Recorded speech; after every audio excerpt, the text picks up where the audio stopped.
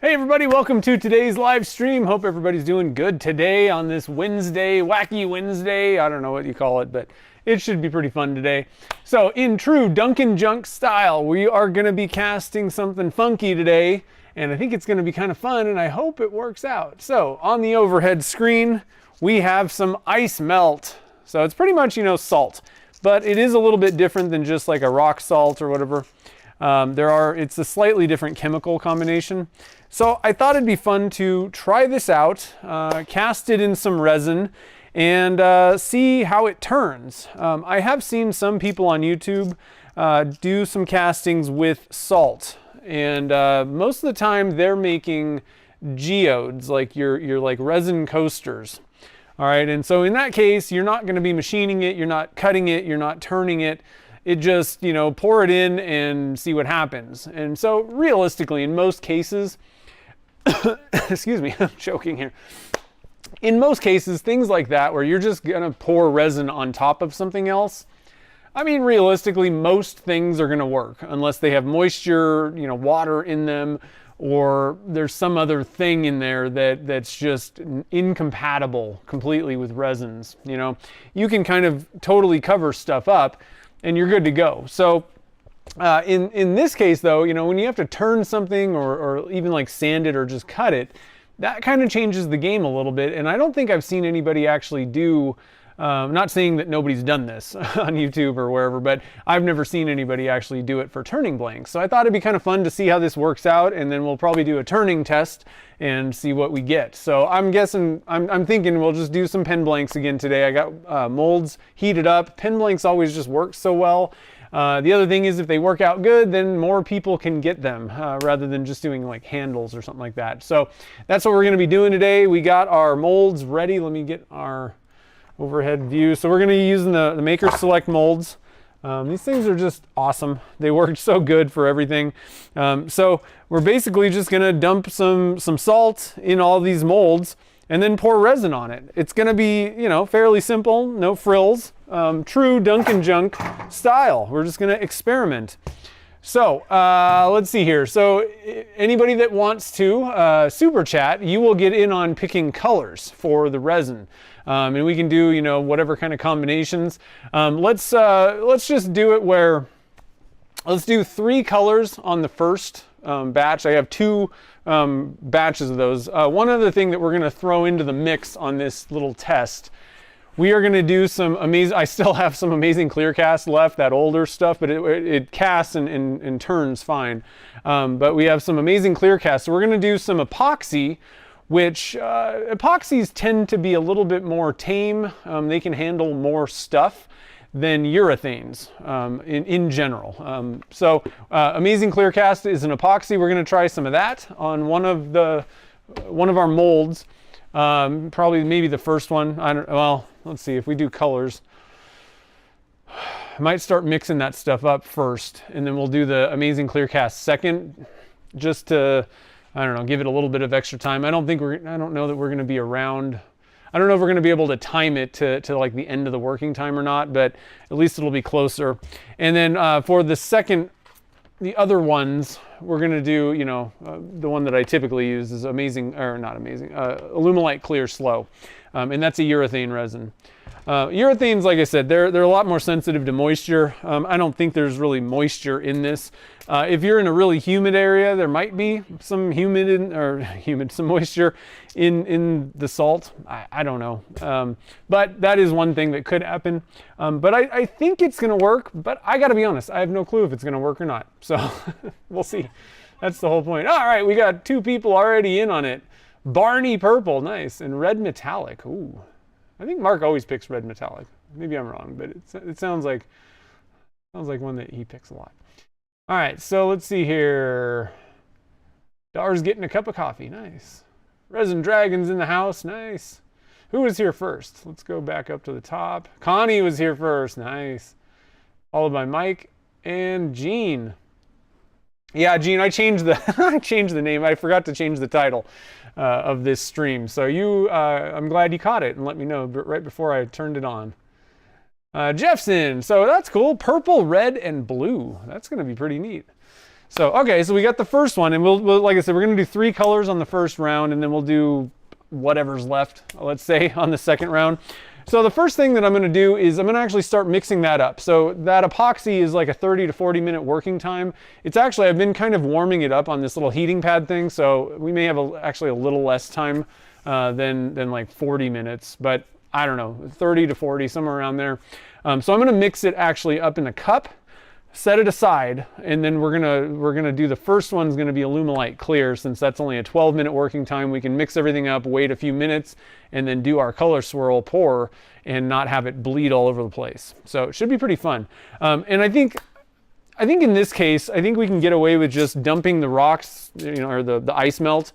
They're not rocks, it's like a salt.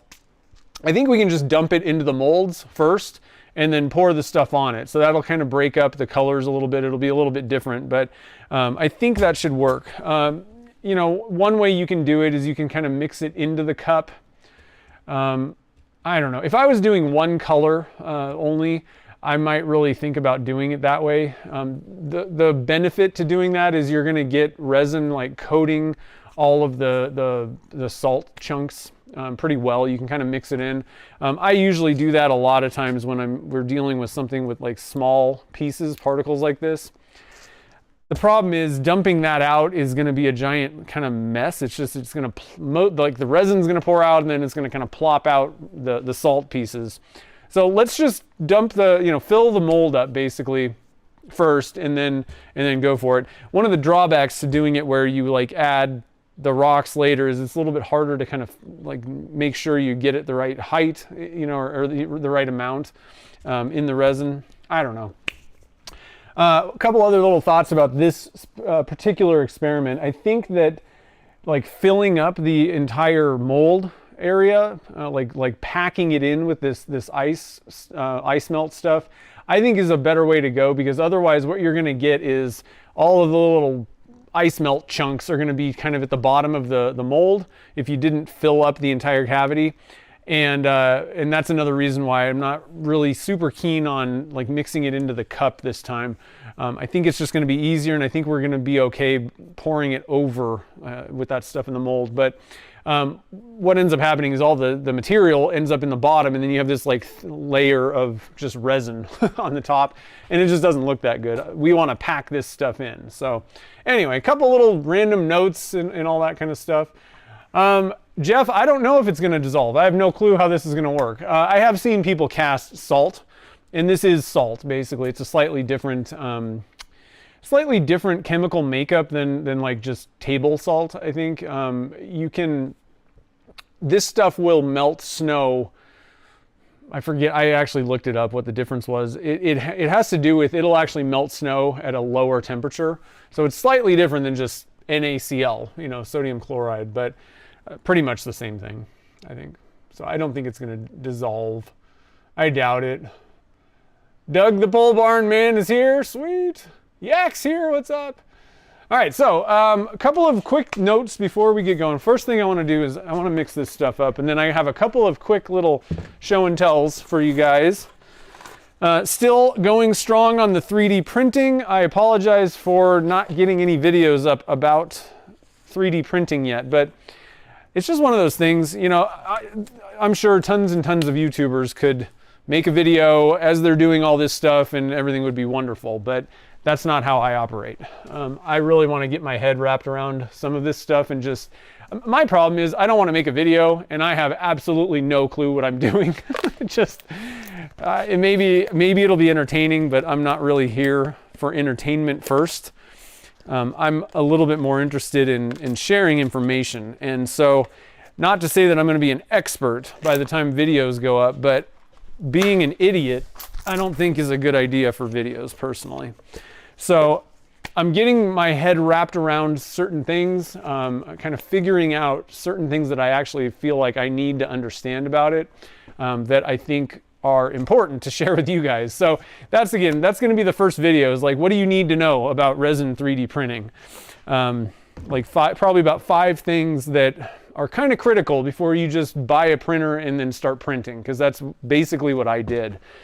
I just went out and bought one, didn't really understand how it worked, and learned a lot of stuff, you know, in this first month maybe or whatever. So Dar, nice, apple green, Mardi Gras, sweet. Oh yeah, Mardi Gras, jeez. Good Lord, the time is just flying by. All right, so I think Dar's gonna be in on the next one. He's the fourth. Here. Yeah, so you'll be in on the next group. So the next group is like however many colors people want to super chat. The first one's gonna be the first 3. All right, so we're gonna switch to the double cam so you can kind of see what I'm doing. We got our amazing clear cast. Again, this is an epoxy. I wanna mention one thing. I really thought originally that there was almost no difference between Amazing Clearcast Plus, the one that has the UV inhibitors, and the regular Amazing Clearcast. There's no UV inhibitors in this. And there are significant differences, actually, between the two resins that I want to mention. I looked up the technical specifications on this. This stuff is like way harder, so it's going to be a bit more on the brittle side. And there was a couple of other specifications. There's just certain things about this that it's most likely this stuff is going to turn. It's going to be a little bit less fun to turn, I think, than Amazing Clearcast Plus. However, the regular version of this is quite a bit cheaper. Amazing Clearcast Plus is about the same price as Alumilite Clear Slow. So I just wanted to mention that there are differences between these two resins that, you know, you kind of, it's good to know. So if you ever needed to look up and wanted to see the differences between resins, especially anything from Alumilite, like Smooth On has all their specs pretty much, and like most of the big, you know, reputable resin companies have all the specifications online. And if you can't find it for the resin you're using, then just call the place. They should have information about it. And I don't want to go into all the different, you know, specs on resins right now, but you should be able to look it up. Alumilite, look for, even on the product page at the bottom, you can find it there. Smooth On has it. I'm not sure the other ones, but it was interesting. I thought that I knew, and I didn't know. Okay, so we are gonna just like basically, let's see, which one has more in it? Pretty close. So I'm just gonna dump, this is a mix by volume resin. Okay, so you're gonna be using a measuring cup. You do not want to use a scale to measure Amazing Clearcast or Amazing Clearcast Plus. Most epoxies are gonna be a volume mixture. Liquid diamonds, you can actually get away with either or, which is kind of interesting. Most resins, the weight and the volume isn't equal. And that's the problem, is it's not an equal amount. So you can't just say, okay, well, 1-to-1, either, you know, whichever way you want to do it. The weight would be different than the volume. The specific gravity is different. And so, so we're about 350. Should have looked at the cup. That would have been smart. So we're going to go up to about 700. Or part B. I got to be honest, I'd rather just use a scale, personally. I think it just goes easier. For me, there's less chance of screwing something up, you know. Yeah, so that was fine. Okay. All right, so we've finally used up. There's a little bit of part B left. I'm gonna actually just dump it into the part A jug, shake it up a little bit, and then we can just, you know, get rid of these jugs.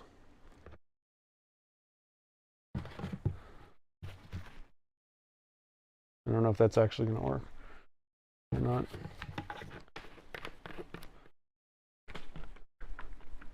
If you need to dispose of resin, this isn't a bad way to do it. You know, make it, like, harden it first, and I'm actually gonna pour some back in here of this mixture, and just try to kind of harden this stuff up before I toss it. Better than tossing out the liquid version. Okay.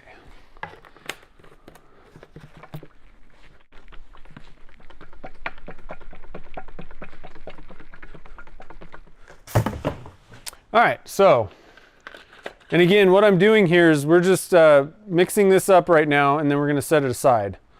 This is going to be our second pour. So let's see, is any questions? Part A, yeah, A and B, different viscosities.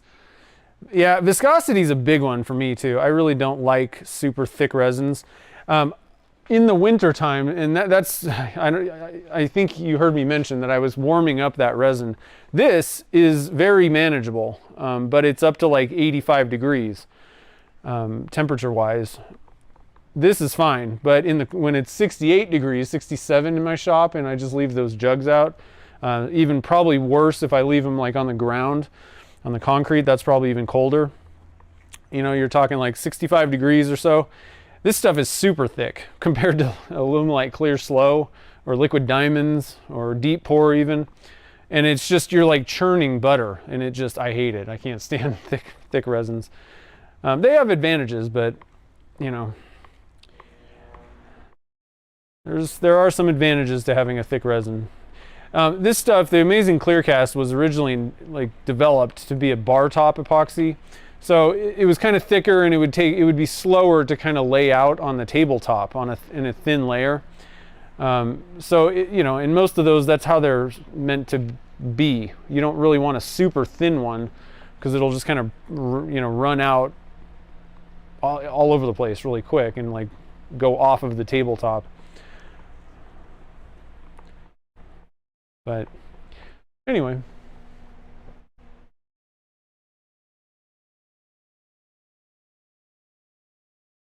It took you a year of research to do it. The nice thing about resin printers is they're, or did you say resin 3D printer or just 3D? Yeah, I own a couple other 3D printers, but resin 3D printing is a different game. That's a totally different story than just FDM printing.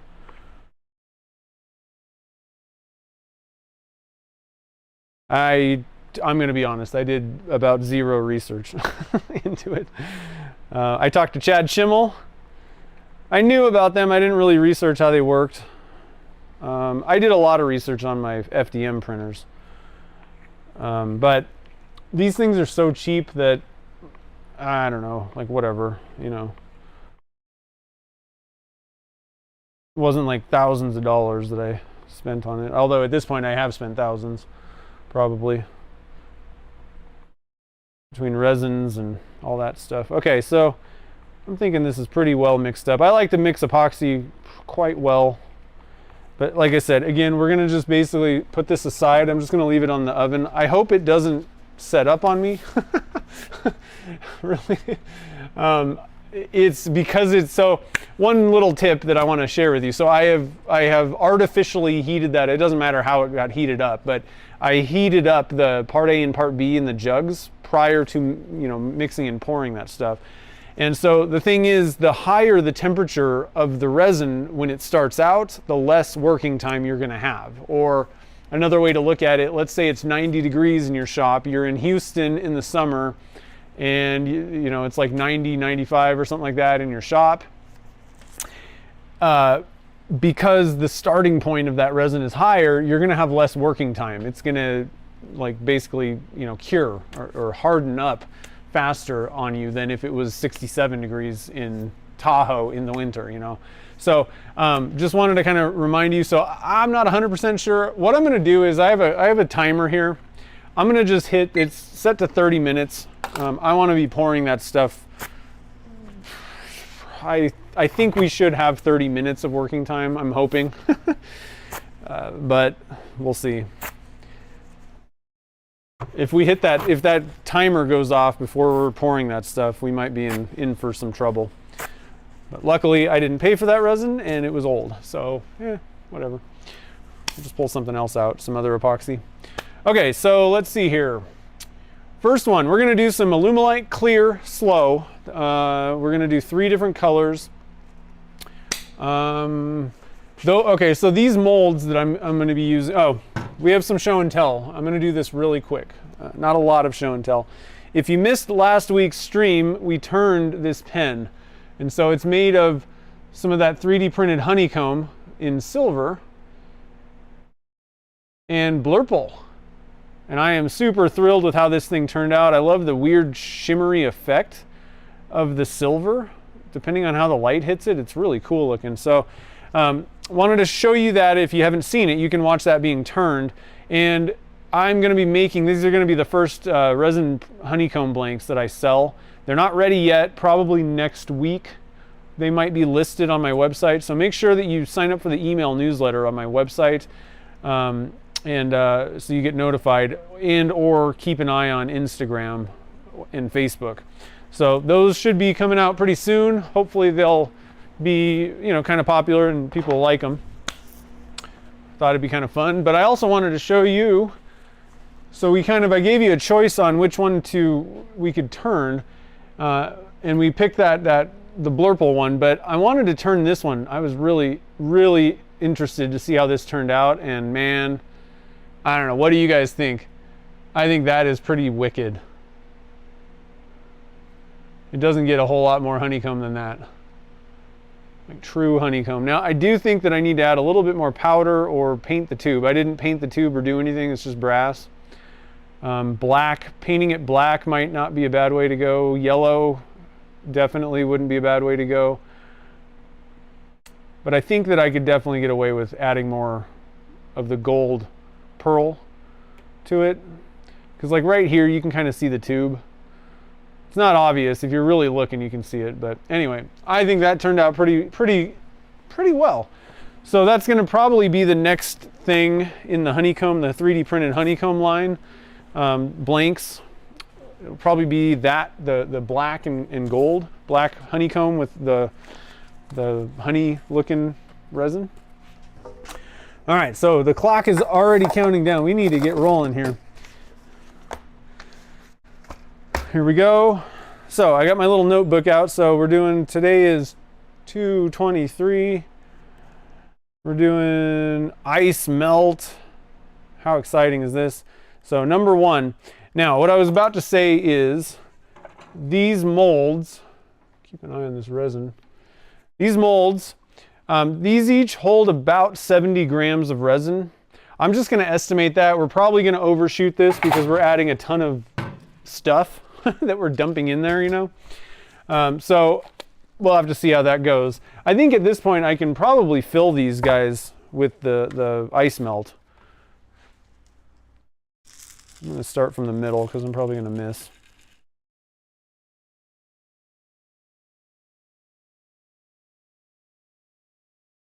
I don't really want this black guy in there. That looked like a regular just rock.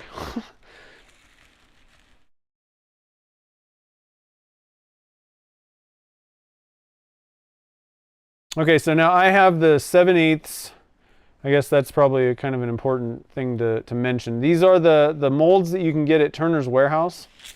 There's a link already in the description of this live stream. And these are the 7/8 size. I prefer them myself because I'm going to be, in many cases, I'm going to be selling blanks. And it just makes it easier for me. I can cut these down to 3/4 and you can see more of the blank. So it's really mostly just for marketing kind of purposes that I do that. But they also sell 3/4 inch ones, which are more economical if all you're doing is, let's see, I hope this works. These are pretty packed.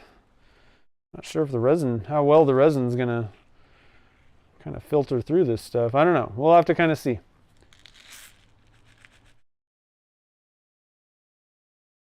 All right, so I'm not going to fill the second one yet. We're going to see if this is a complete failure first. Okay, so we got 3 colors. So we're doing 70 grams times 5. That's what I thought. 350 total is what we're going to mix up. 175 times 2. Is that right? Yes. And we got 3 colors.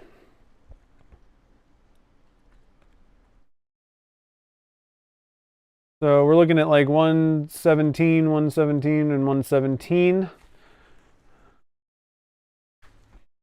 All right, so we have Barney Purple,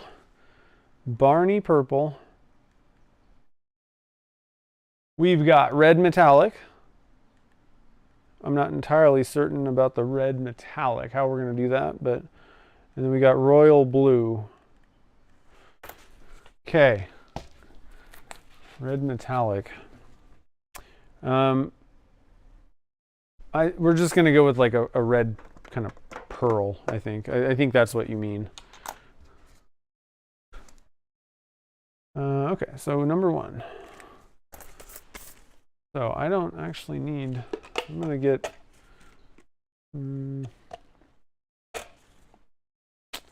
yeah, 350. Okay.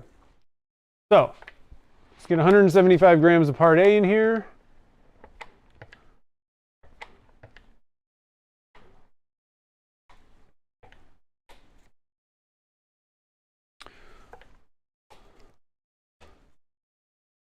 Yeah, semi-transparent blanks. The way that you can get around that is you can also, if you're going for like super transparent stuff, if that's what you wanted. Now this is going to alter the look of everything. So we got a little bit higher than 175. We're all right though. You can paint the inside of the blank after you drill it before you glue the tube in. That's another way to go. If it's like semi-transparent, like in that case, the difference is if you paint the tube, you can still see the glue splotches. If you paint the blank, then you're not going to see the glue. So just depends on, generally the way that I deal with it is if it's super transparent, then you want to paint the inside of the blank. If it's, maybe you might see some brass kind of thing, but it's mostly like a translucent, semi-transparent, then I usually just go with painting the tube, or either paint the tube or use the, I usually use the powder coated ones. I just kind of find them to be so easy. I don't have to mess around with anything. But you're limited which which kit you can use with those powder coated ones. Sierras, like a lot of the like really popular ones, Sierra Cigar Junior series, Bolt Action, and and a few others. But outside of that, you're gonna have to paint your own. Learning to embrace the tube. Yeah, I mean, a lot of times it doesn't look that bad, but I'll tell you what, it looks a lot better if you don't see it, I think,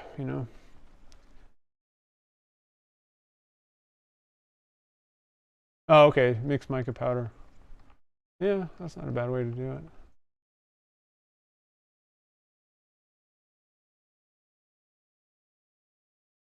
But at the same time, I think you still may be kind of stuck with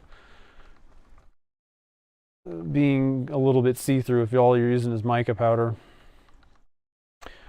Dyes, opaque dyes in the epoxy can work, but I usually recommend just spray painting the inside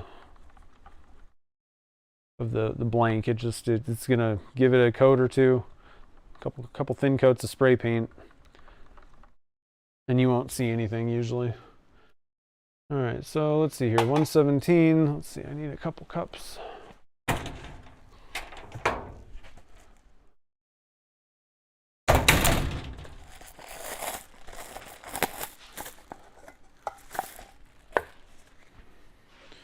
Yeah, so we got that zeroed out. We're going to put 117 grams in this guy. 118, close enough. And somewhere around there on this one.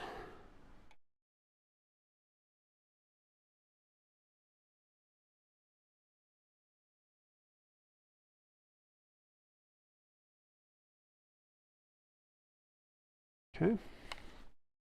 All right, so royal blue. I think for royal blue, no-con blue is super awesome, or dark ocean. Dark? I don't know. It sounded like a weird sea captain. I think the no-con though, it's so nice. One of my faves. Okay, so we're gonna put, let's see here, we're gonna put a half teaspoon. We're gonna load these. Well, I don't think I'm going to put a 1/4 teaspoon of each one of these guys. I'm a little less worried about it being transparent. I think I'm also going to add a drop of dye to this, so just some blue dye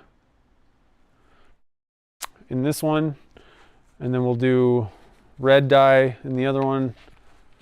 A little bit of red here. Oh goodness, I lost my cap. Oh my god. Getting a little out of control. It's okay though.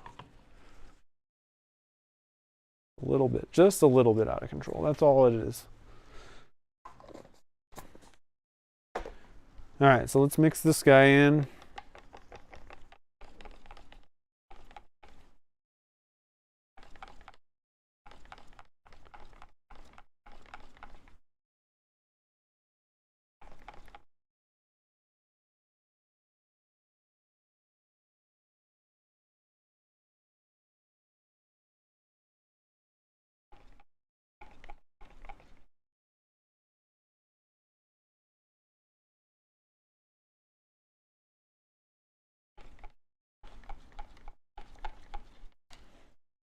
All right, so we got, I'm going to use wine red.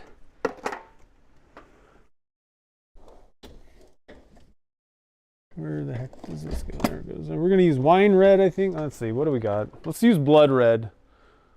Because I don't use that for production blanks. Do I have any? There it is. Oh, nope, I don't really have any. Okay, so we're gonna go with one of the wine country colors because I have some of it. We got some cool ones. Let's see, Pinot Red, Pinot Noir, good one.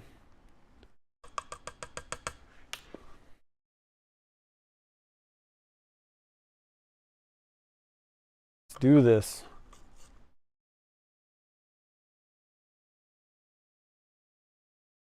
That's pretty metallic-ish, sort of.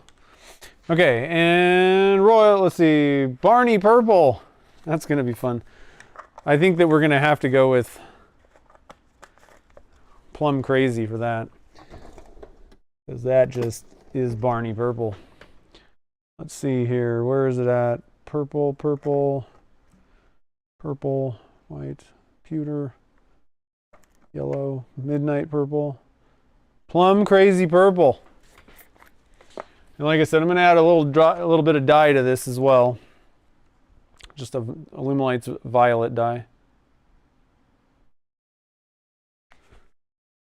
Now that is going to kind of slightly alter the color of the mica powder, but I want the dye in there too because I think somebody was mentioning, does this stuff dye the ice melt? I don't know. But mica powder is not going to dye the ice melt, really. So dye could. So that'll be kind of cool to see.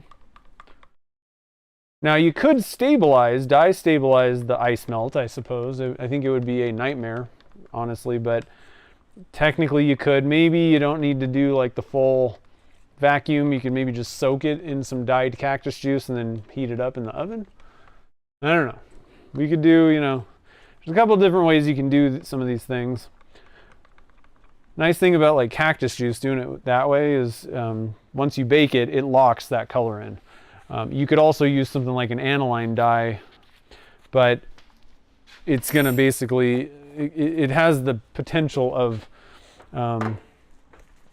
being dissolved or I don't know. Oh, so we had this stuff, man, this stuff is cooked. It's totally cooked, guys.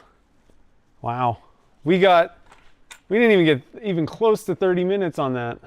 Well, that sucks.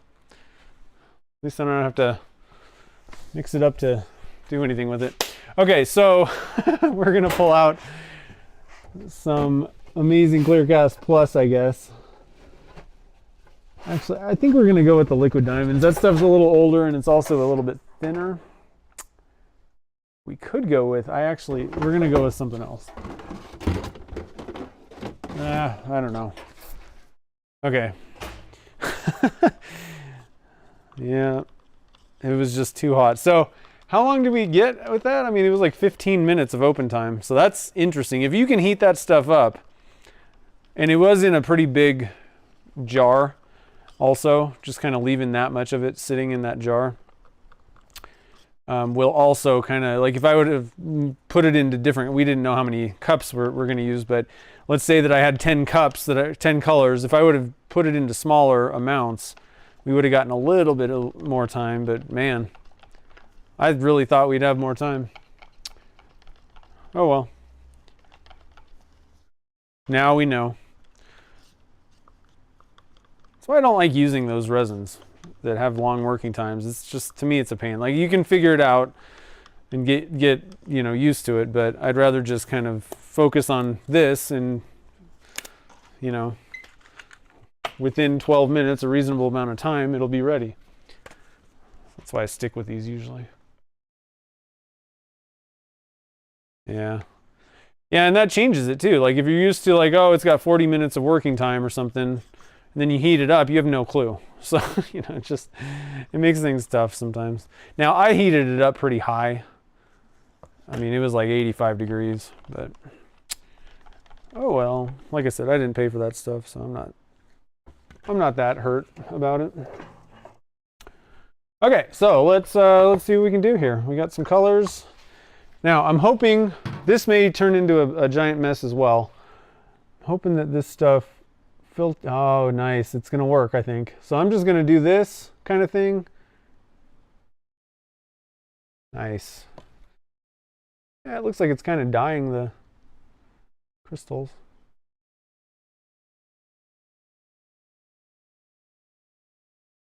Are they crystals? I don't know. Ice crystals? Nice.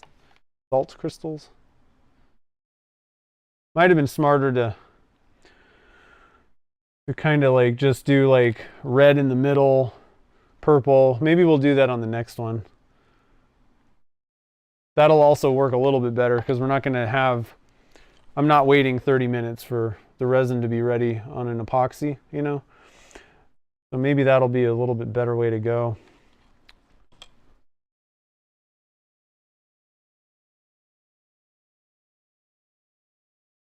Or here's another thought. We can also just kind of color like one at a time type deal.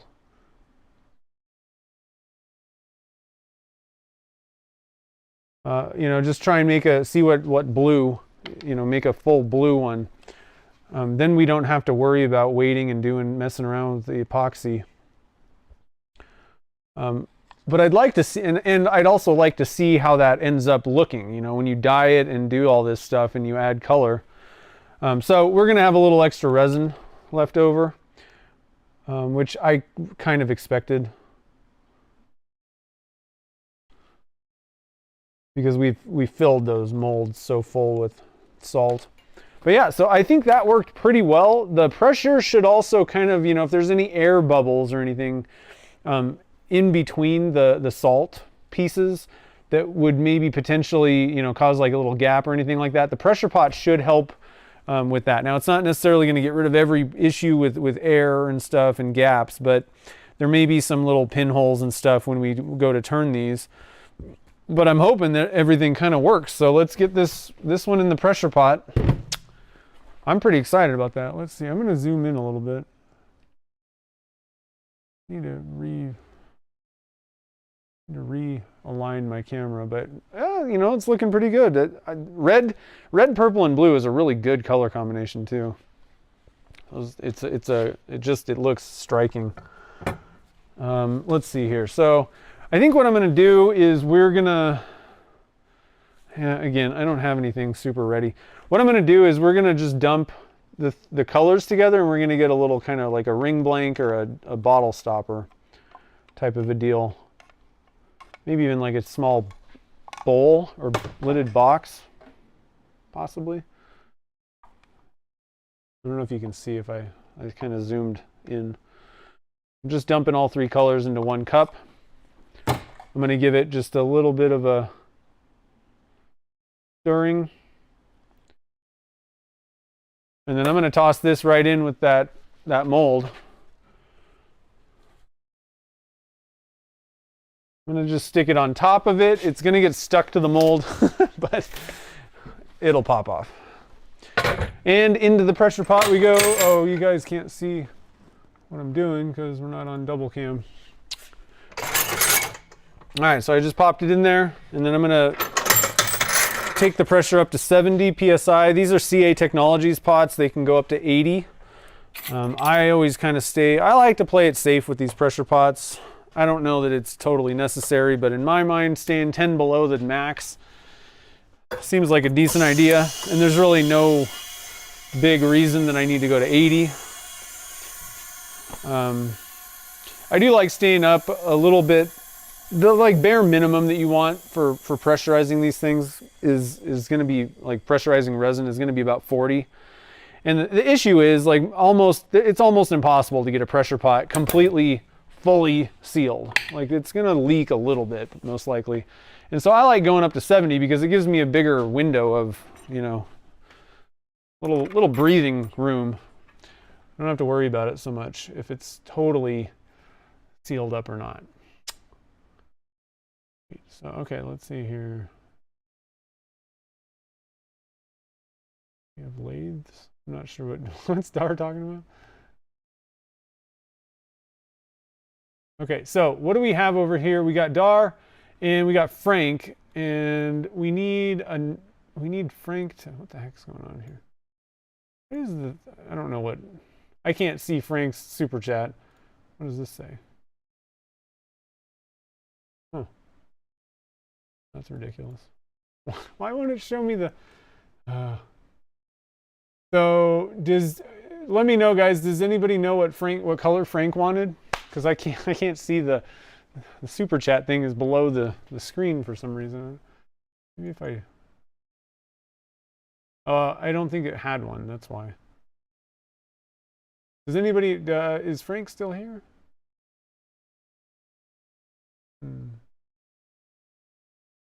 Who mixed that resin? Yeah.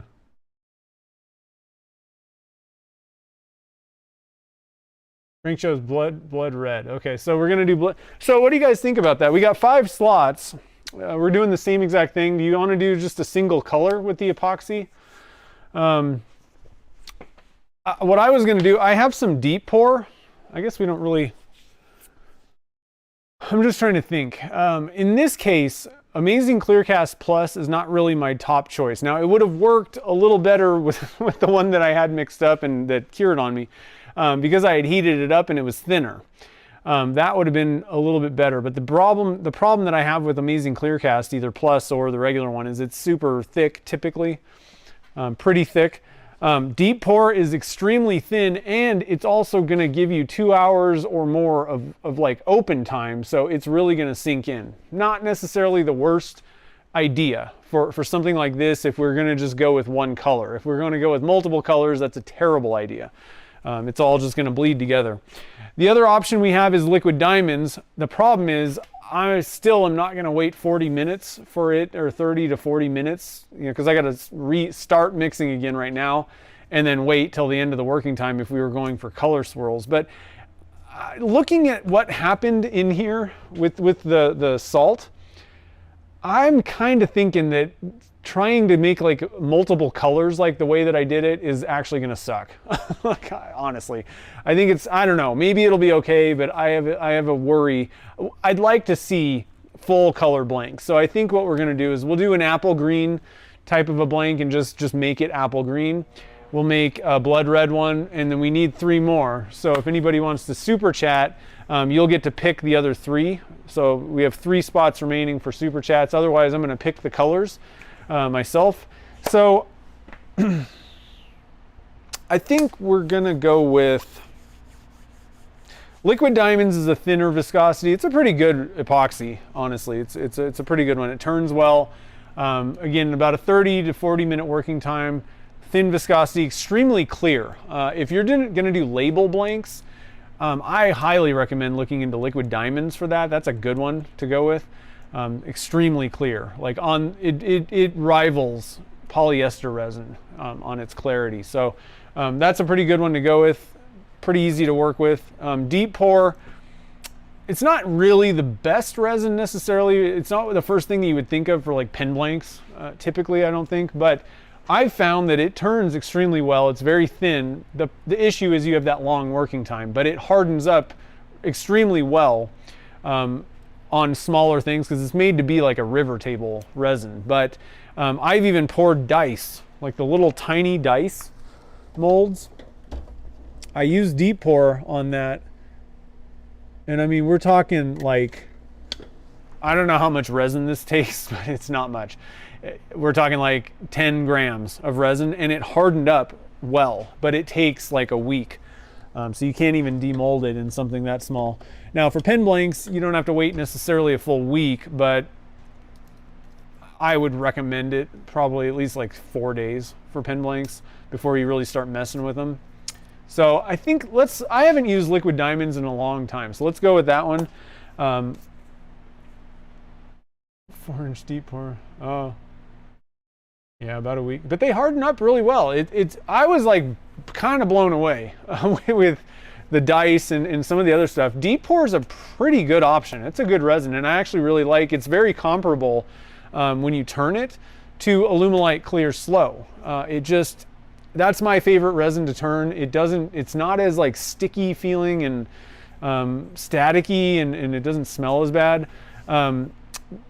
Not as brittle or chippy either. Like it's a pretty good resin, and the deep pour stuff turns quite well. I was very happy with it. It turns better than Alumilite or than Amazing Clearcast and Plus a little bit. Amazing Clearcast Plus, I was saying that I was looking at the specs on that. That one turns pretty good. The Amazing Clearcast, that stuff is hard. What got me to go and look at the specs was I was cutting blanks on my table saw, and it was like noticeably harder. It even made like a different sound going through the blade, and I was like, what's the deal with this? And I looked up the specs, and it is a little bit harder, and there's a couple of other specifications that make it a little bit more, I don't know, harder, I guess is the best word to describe it. And it's probably not going to turn as well. It's not going to feel so awesome. So let's go with that. Like I said, if anybody wants to get in on the super chat to pick a color, we're doing single colors. So what you're going to pick is, if you super chat and want a color, you'll pick one color, and one blank is going to be all that. Now maybe I'll get a little nuts and like mix two together or something like that. We'll see. But mainly I just want these to be like a single color blank. I at least want to get a couple of them done that way. I think I'm going to get a drink. So yeah, so I'm super excited. For anybody that doesn't know, I snowboard and I live up near Tahoe. And so we finally, after months, it feels like after January 1st or so, New Year's around then, like we haven't had snow until now. So like 2 months. I live in Alpine territory and we have no snow, and it's terrible. So I'm pretty excited. We got like 2 feet or so out of this last couple days of storming, and so that's what kind of got me thinking, like we had to pull out the ice melt, and we got ice in front of the shop and all that, and I'm like, I wonder how this casts. So that's how that kind of came to be. Mark's here. What's up, Mark? Mark's a good resin caster. Mark's very knowledgeable, so I recommend Mark Coaster. Coaster, I'm not sure. I think it's Coster. Sorry about that. But if you guys are interested in seeing some really amazing work, make sure to follow him on Instagram. I think I can drop a link. You can't drop the link, but I can.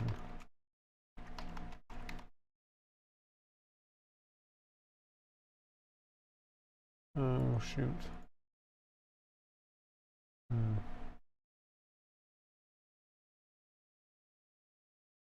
What's your... Oh, there it is. Hobble Creek Craftsman.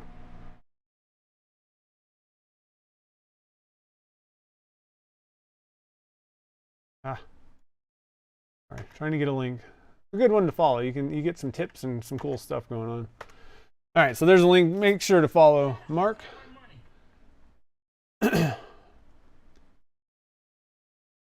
Have to get over, yeah. He makes some really awesome blanks. Okay, so we got another one. Mike McEwen wants some teal. Nice. Eye Candy Beetle Blue. Sweet, that's a good one. So we got apple green, we got blood red, and then we got beetle blue and teal. Let's see. You've only snowboarded at the pass in Washington State many moons ago. Yeah, I love snowboarding. And I started last year, I started getting into backcountry stuff. We were like snowshoeing, and I'm like, man, I could just slap my snowboard on my back and it's not going to be like, I don't do any kind of super crazy mission up to the top of the huge, K2 or whatever. Just do kind of laid back stuff a little bit, try to stay away from avalanche danger completely if possible. But, you can strap your snowboard on your back and just snowshoe up the side of a hill and ride it down. And it's actually really fun, even though it's not as, I like doing some kind of a little bit, I like a little bit more action than what I do on the backcountry stuff, but it's pretty fun. Half of the reason I like snowboarding is for exercise anyway. This stuff's still good. It's a little bit old, but most epoxies you can get a good year out of them, at least shelf life. So I think we should be fine. Typically what I would do, and we did a whole thing on this, if you got resin that you're like, I don't know if it works still, make sure to don't put anything in it, just mix up some of the part A and the part B like you normally would. And I wouldn't go with like the tiniest possible amount, like do something that's reasonable, like 100, maybe even 200 grams of resin total. Give it a decent amount and just mix it up and see what happens. Is it gonna, cure normally? And the reason I said don't put any like dyes or anything else in it is because then you don't know if it's doing something weird. So just mix up some clear and just see what happens. And as long as it hardens up, everything looks good. It's not like super yellow or cracking or not, like sticky forever. Then you should be fine. It should work, just fine. Okay, so let's get things rolling here. We got, let's see what I say, 4. Right now we got 4, and I'll just get things rolling. And if we get another, I may pick the last one. Let's go with the double cam here. So number 2. A couple other things that I didn't fill out my things here. So this was the Maker's Select mold. I like to put the mold. Maker's Select 5 slot. And then we used Slow Set Clear, Alumilite Clear Slow. I just call it Slow Set Clear. So for these notes are terrible, jeez. Number 2, same amount, it's the same mold and everything. We're gonna go with 350, which is 175 times 2. And again, the mold that I'm using, it's the 5 slot, 7/8. These are all 7/8 wide, 5 slot, Maker Select. These are at Turner's Warehouse, link in the description. These are about 70 grams per slot.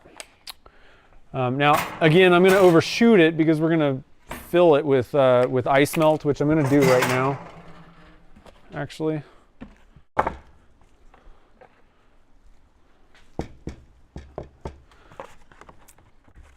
going to fill up our slots. You guys can see, right? Kind of, for the most part. I need to, hold on real quick, guys. I want to adjust my camera just a little bit, so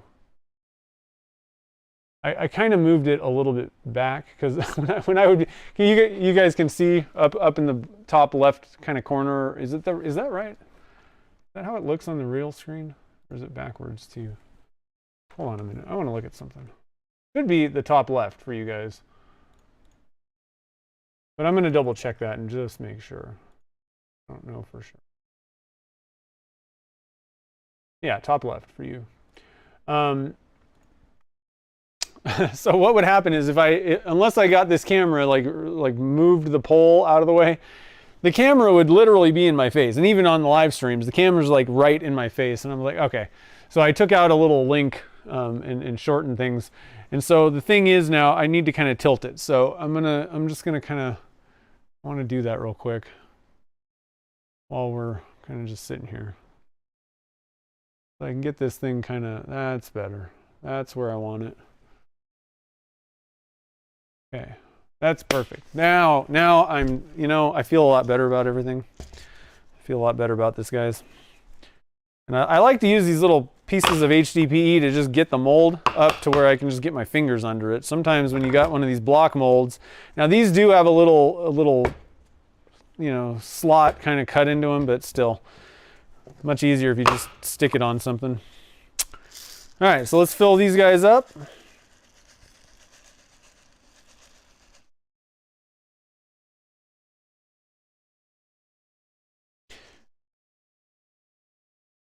Now, if anybody cares, you can get ice melt a lot of times, like at even like auto parts stores sometimes, but Home Depot, you get like a 50-pound bag of it. So most of you, if you live in an area that gets snow and ice, you probably already know, but be kind of curious to see if like Florida, you know, or something, I'm going to guess that Hawaii does not have any ice melt at anywhere. But I'm kind of curious. I wonder if like Florida, do you guys have you ever seen ice melt at your like Home Depots or whatever? Kind of curious. I've always, I don't know. So I used to live in Vegas. I guess, I don't know. We never needed it there either. I don't know that they had it there. Okay, so I'm just kind of tapping that in there, getting everything going. I heard another super chat. I just want to stop and say thank you guys for the super chats, for the support. What color do you want, Mark? You get to pick one of these slots. We're going to go just a single color. So this one's a little different. We kind of did a little mixing on the last one. We're just going to do single. You know, each blank is going to be a single color. I may get a little crazy and actually mix two of your colors. So maybe we'll do like teal and something else on the last couple. I don't know. We'll have to kind of see, like a half and half kind of deal. Maybe I'll do that with two of them. It'll be kind of crazy, but something like that. It's going to be pretty solid colors type of deal. Okay, so liquid diamonds. You can get this stuff at Turner's Warehouse. That is where I would actually recommend buying it, because you know it's going to be they turn it over quick, so you're going to be getting fresh resin. You're not going to get nasty stuff.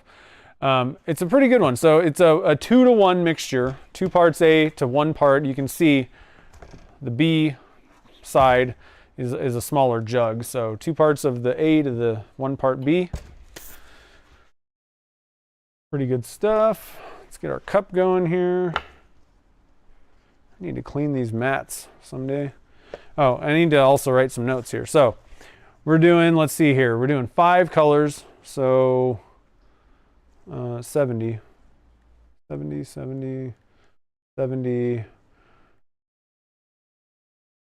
Okay, so we are doing, let's see here, we are doing an apple green one.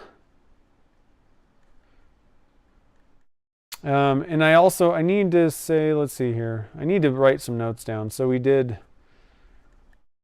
no-con blue, 1/4 teaspoon plus 1 drop blue. This one we did Pinot red, 1/4 teaspoon plus 1 drop red. And Barney purple was,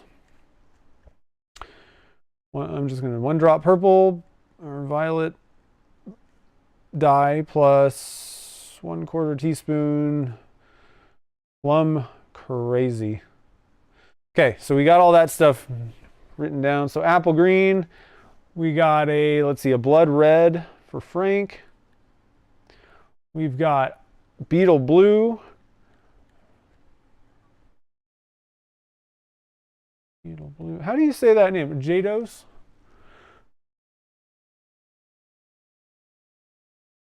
And we got teal for Mike and Mark. Let's see here. Where's Mark? Blue, green. So like, okay, so let's see here. Okay. Yeah, so it's a 2-to-1 mixture. Now this one's interesting because it's actually, and this is not, this is so confusing.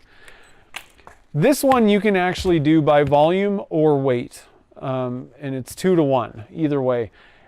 I do it by weight. That's what I recommend you do, because I know it works for sure.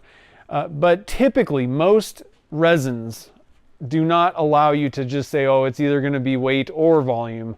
It's going to specifically tell you which way to do it. So Alumilite Clear Slow, that is by weight. You cannot do it in a cup and measure the lines. Amazing Clear Cast epoxy is by volume, and you cannot just put it on a thing and say, oh, it's 1-to-1 by weight. So this one's kind of an interesting one, but I would recommend just going with weight. Use a scale for this. All right. That's everybody that I know does it that way. So blue green. Let's see here.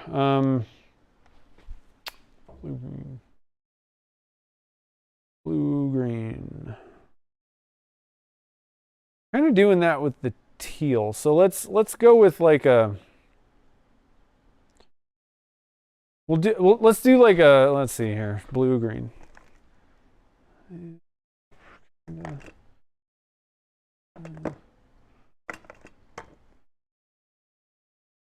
Okay, so we're going to make up our own color for that. I think that'll be kind of a fun way to do this. We're going to go blue-green. Yeah, that'll be kind of interesting. Okay, so we're going to do kind of a mystery color. All right, so we're going to do blue-green. I got a lot of teals and blue-greens and all these kinds of things. Where's the one that's called teal? Let's see here. We're going to use Mike, we're going to use the Caster's Choice teal for the teal one. For the blue-green, we're going to mix two together. We're going to mix blue and green. That's, you can mix dyes. You could mix dyes with this stuff. Actually, we're going to take it a step further. We're going to mix green dye with blue mica. That's going to be crazy. Let's see how that goes. Okay, so we're doing sapphire. We'll do a 1/4 teaspoon plus, I don't know, a drop of green dye. See what happens. Teal, we're going to use teal, Caster's Choice, 1/4 teaspoon. Beetle blue, that's a eye candy color. You got it. So there it is. Beetle blue. It's kind of a weird. It's kind of a blue-green type of a deal too. Kind of a weird, almost like a color shift sort of thing. Kind of interesting. So that's a eye candy pigments. Beetle blue. We'll go with a 1/4 teaspoon of that. Blood red is a Caster's Choice. We'll do a 1/4 teaspoon of that. Plus a drop of red. Let's go. So for the beetle blue, we're not going to add any dye and just see what happens.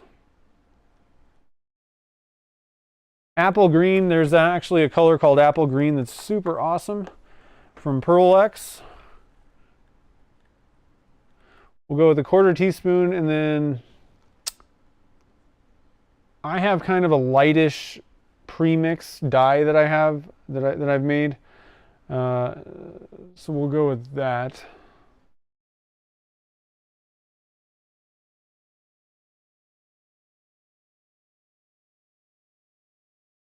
Okay. I think the teal needs some sort of a dye to go with it.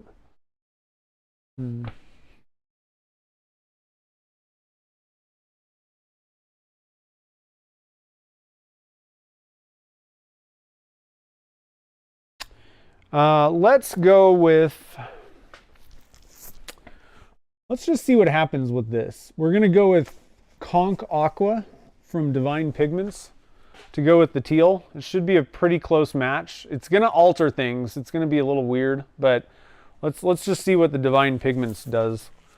Or another way we can, that's fine. We're going to do that. It'll be kind of a sparkly, hopefully teal, but kind of an opaque type deal. Okay, so we got all our stuff. Let's put the lid on so you don't spill it. Let's get that going. Okay, so 2 parts. Let's see here. We need to go.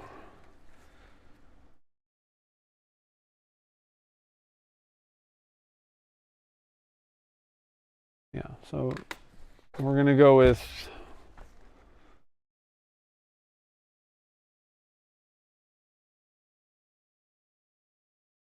okay, so we're going with liquid diamonds, not a 175 times 2. It's going to be, we're going to go with 240 and 120. That'll be about 360, pretty close to how much we actually needed. Just an easy round number. So I'm going to put 240 grams of Part A in here. You guys are on the right camera.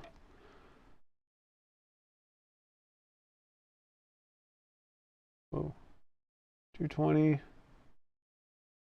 30 something. There we go, 240. Whoa, whoa, whoa, whoa. Close enough. Okay, so we got our Part A.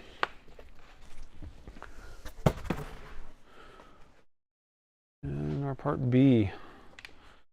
This is going to be 120. Part B is a lot thinner than the Part A.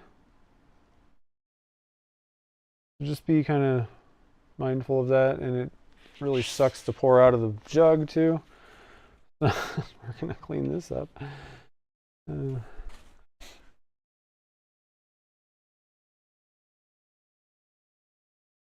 Okay, let's try this again.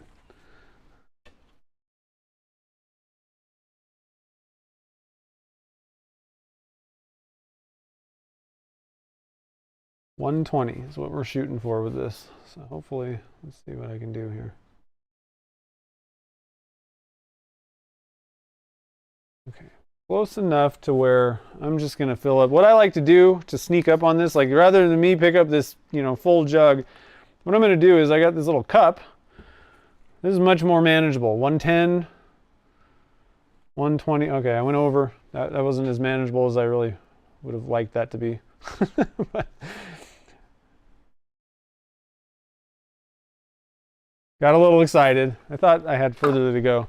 So I'm going to actually put a little bit more of the Part A in there because I like to get this liquid diamond stuff pretty close. So we went 121.6. 121.6 times 2 is 243.2, and then we were at about 240.2. So I need 3 grams of Part A. I don't know if that made sense, but we're just evening this that mess up on the pour up. Evening. There's one.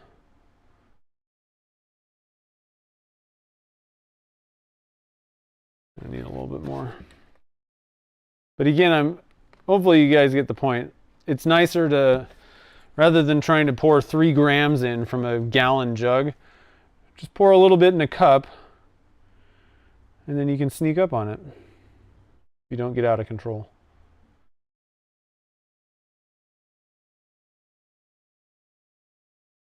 Okay, so a little bit over, no big deal. All right, so we got our resin in the cup. Now with epoxies, I always recommend, again, I recommend mixing a little longer than you even think you might need. When you think you're done, keep going. You want to make sure that this stuff is nice and mixed up. Typically, one of the cues is a visual cue. Once the resin doesn't look like 2 different parts swirling together, like kind of haziness, once it clears up and all you see is a few bubbles in the cup, that's a good clue, a good indication, but it's not like we can see the molecules of this stuff. And so just give it a little bit more time once it clears up, fully, once there's no trails, wispiness going on in the cup. Give it another minute or so after that. I think that should be good.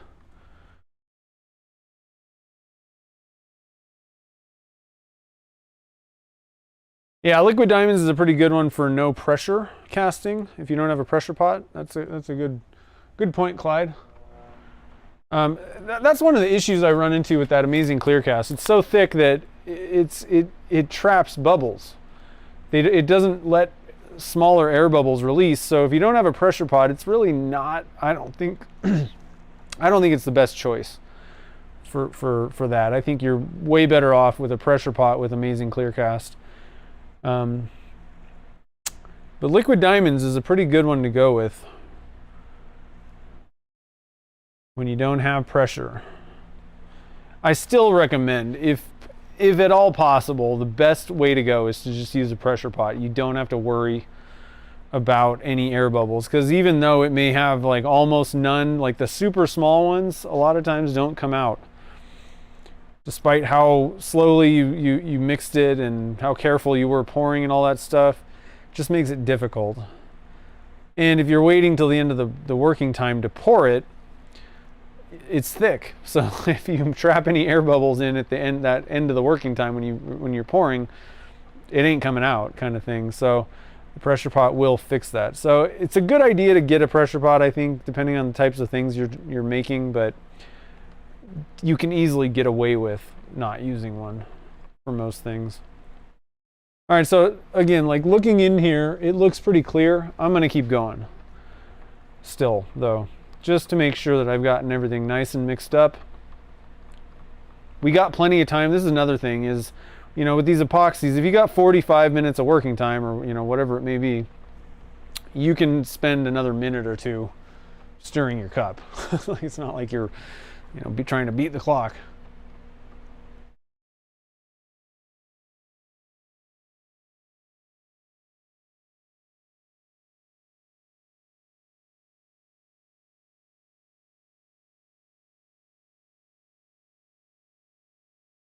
Yeah, Mark L was asking if I'm using Liquid Diamonds. The thing is, I want to try an epoxy, and I wanted to try a urethane. So Alumilite Clear Slow is a urethane-based resin. Originally, we were going to use Amazing Clear Cast, like the regular version, because I had some old stuff sitting around, and I screwed that up. I heated it up beforehand, and it set up on me. So got a little ambitious with how early I mixed it up. So we're going to go with Liquid Diamonds, but it doesn't really matter to me. I'm just curious what, if any, is the difference between epoxy with ice melt, and if, you know, the difference between that and urethane. If there is any difference, you know, will that ice melt react weird? One other thing that I will mention is Alumilite Clear Slow is also an interesting resin to use, and I really like it for a lot of the stuff that I do. You can make pen blanks, you know, smaller types of things, somewhat small. I don't really recommend using Alumilite Clear Slow for label blanks or like super small things. It has to do with what I'm about to tell you. But you can make pen blanks, no problem, but you can also make gigantic things like a bowling ball. You could cast a bowling ball with Alumilite Clear Slow. And the reason that you can do that is because it doesn't exotherm. It doesn't get as hot as other typical resins. So Liquid Diamonds, this stuff is going to get way hotter than Alumilite Clear Slow. So that's also another interesting kind of twist in these, you know, when I do testing, there's reasons why I do certain things and choose certain resins. Most resins out there are going to be more like this Liquid Diamonds. They all kind of are about the same. Who knows what temperature they reach, and it's also going to depend on how big it is and all, you know, how much volume and mass of the resin we're talking about. But in general, the same amount of Liquid Diamonds, 350 grams, and 350 grams of Alumilite Clear Slow, the Alumilite Clear Slow is going to not reach as high a temperature. That's what allows you to pour large, huge, I'm going to call them humongous castings with it, is that lower exotherm. Deep pour has a little bit lower exotherm as well. Those river table deep pour type casting resins, they're going to be a little lower than like a tabletop type thing, or like a Liquid Diamonds, or even like Alumilite Clear Regular. That's got a higher exotherm. You can only pour so much at a time with that. So interesting stuff.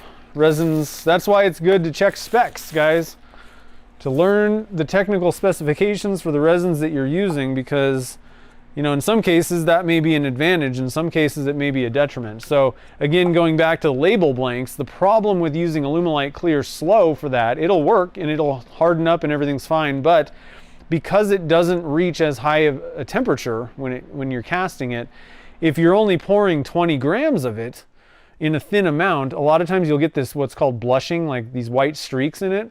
And if you're trying to do clear casts, that is the worst. You don't want that, you know. So I don't recommend using Alumilite Clear Slow. You can use the regular version. That works pretty good for label blanks and smaller things like that. But realistically, I prefer I actually use liquid diamonds if I do that. I don't really make label blanks that much. But okay, so I don't need that yet. We need to mix our resin first. Okay, so 70 grams in each one of these guys. I'm going to be somewhat accurate with this 70 grams because we're making, each one's going to be a pen blank. And I don't really want to mix the colors in most of them. We are going to mix the last two. They're going to, well, okay, we're going to do probably not the last two because they're both like teal. That's not going to be a very exciting mix. So maybe we'll do the, I don't know. Okay, so we got one.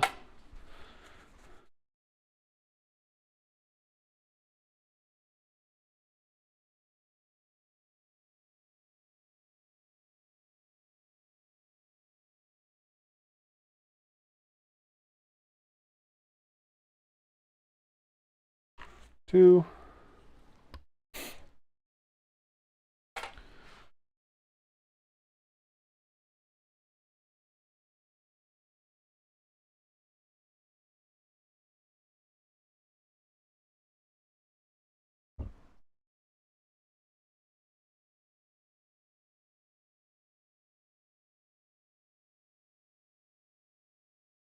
Three.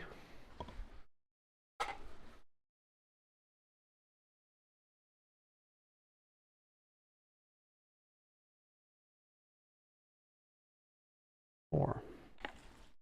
All right, we got our cups ready.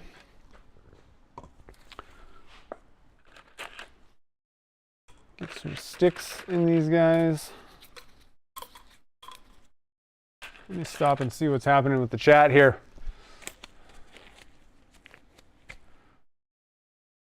Yeah, well, it's actually, there's a setting. Is my mic working? Did my mic die? What's happening here? Hello? Okay, it's working.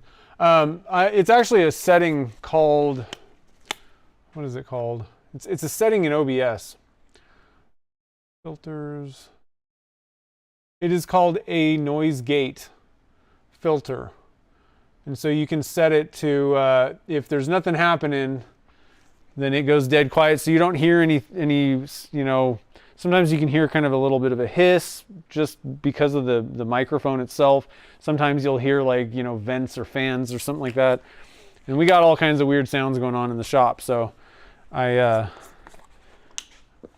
set that limiter. Now, I don't know what the best settings and all that stuff. I don't know what to tell you on that. You got to kind of play with it. But if you use OBS, and most of your, you know, if you're using Streamlabs OBS, should be the same. Probably Ecamm. I don't know about StreamYard, but OBS definitely has that. It's a filter.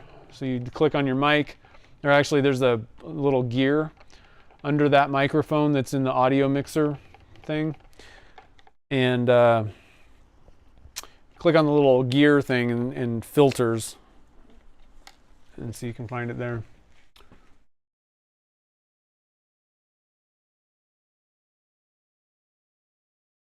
We got 5 colors. There's 5 slots. 1, 2, 3, 4, 5. I think we got it. I don't know. We'll figure it out if not. Okay, so beetle blue, and we're not going to add dye to this one. This one's going to be just, we're going to see what that looks like. I think that'll be kind of an interesting single color just to see, just mica powder. And then we got apple green, which we're going to add a little bit of dye to. I don't know how that's going to go. Actually, you know what we could do is let's go with the fluorescent green. That's the way we want to do this. So we got our 1/4 teaspoon of that, and then we're going to add fluorescent green dye.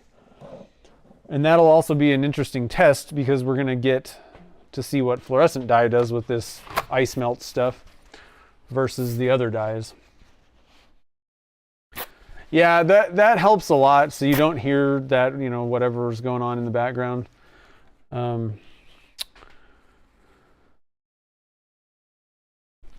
Dave Sloan's in the house.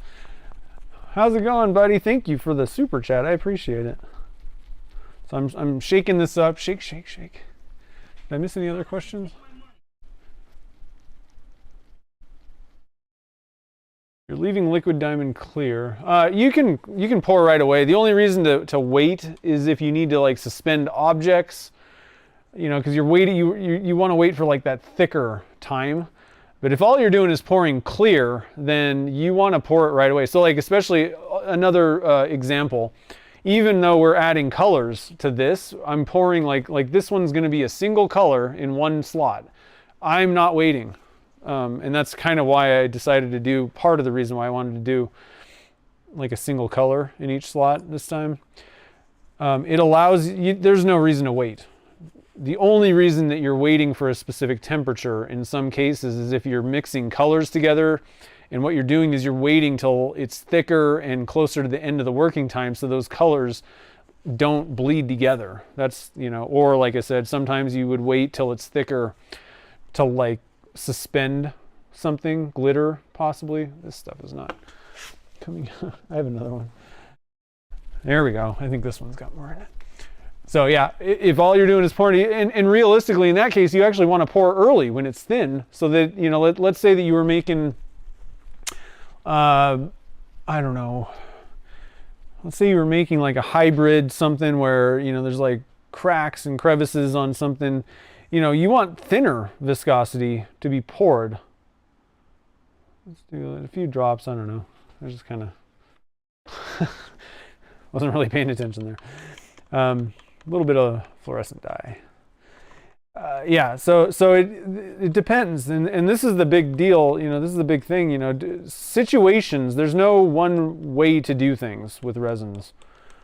You know, in some cases you may want to pour it when it's thinner. In some cases, you know, the thicker or closer to the end of the working time is a better option to do it, depending on the results you're going for. But if all you're doing is pouring clear over something, then no reason to wait. The only reason I would maybe say to wait any time is you can mix it up and then set your cup aside and let the bubbles in the cup kind of, you know, pop, you know, rise to the surface and pop. That would be the only reason I would even mention, like waiting any amount of time if all you're doing is pouring clear. And if anybody has any other ideas, thoughts on that, I can't think of any other reason offhand. So okay, we're doing, let's see, let's do this one first, the teal. So we got two colors done. We got beetle blue and we got apple green. I think we had a blood red.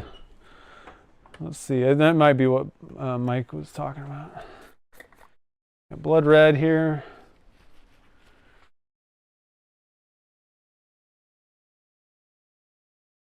Oh, we don't have blood red.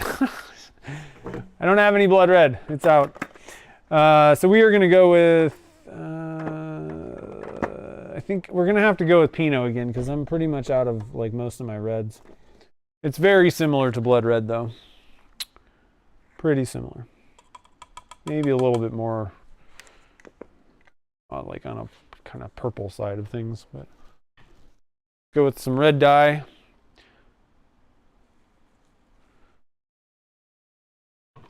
In one of these, I want to put a lot of dye, actually. So I think that's going to be a good one. So we're going to add even more dye. We're just going to give this like, I don't know. What I should do is probably measure this by weight. We're going to put a lot of dye in that one. Just see if that has any effect on the crystal, you know, the what is it? The salt stuff, the ice melt. Ooh, that's looking pretty sweet though. Look at that. Put a lot of red dye in there with the Pinot, and that's like candy apple red right there. Boom. Again, I probably should have measured that. See, knowing how much dye is in there, then I could have, you know, recreated this. But I'd say like a gram, maybe somewhere around there. So I'm actually going to kind of put a little note in there. So we're doing Pinot red plus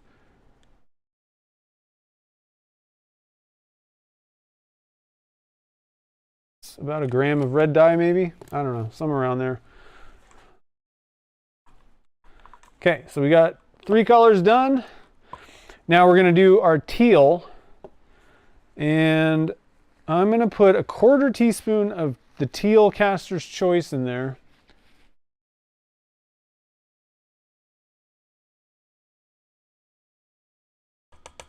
That's a good color. That if anybody needs to make a Tiffany and Company themed blank, this is like dead on the money.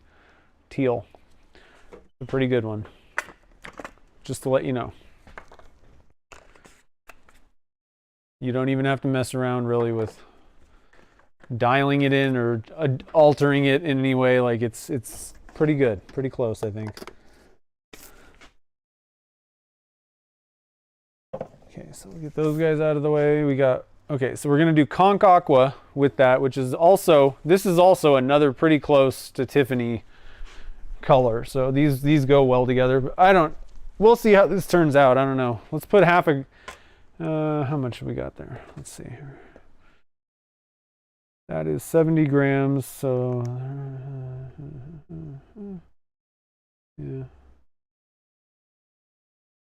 Yeah. Okay, so I'm going to put 0.5 grams of this in. Put it back on the thing. We're going to put 0.5 grams of Conch Aqua. Now this is not a see-through. This is an opaque pigment. The Divine Pigment ones, they're opaque. Okay, so it's going to kind of alter things a little bit.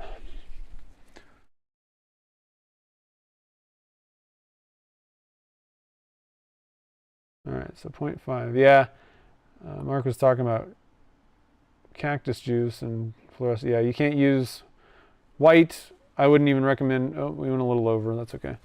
White, black really doesn't work that well. The Alumilite dye black. Now, cactus juice has their own black dye that works well with woods and stabilizing, but the Alumilite one works okay, but it's a little bit of a thicker thing, and it's harder to get it injected into the wood because it's thicker stuff.